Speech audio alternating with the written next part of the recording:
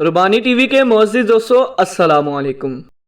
दोस्तों, क्या हो के आप अपने घर के किचन में जाएं और उधर आपको 4 फुट लंबा सांप मिले।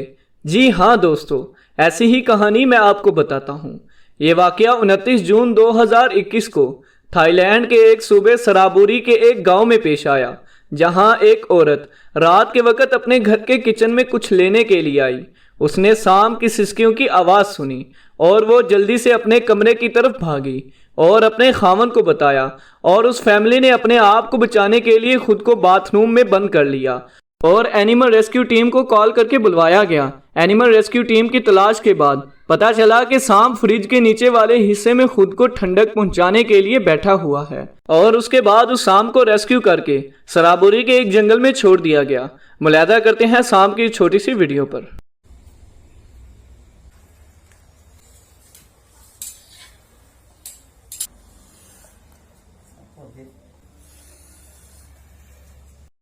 दोस्तों, अगर आपके घर में या आपके इर्द गिर्द इस किस्म का कोई वाकया रूनुमा हुआ है तो नीचे कमेंट्स में ज़रूर बताएं, और मज़ीद इस तरह की इंटरेस्टिंग वीडियोस देखने के लिए हमारे चैनल रुबानी टीवी को सब्सक्राइब करें और अपना और अपने घर वालों का बहुत सारा ख्याल रखें। अल्लाह हाफिज़।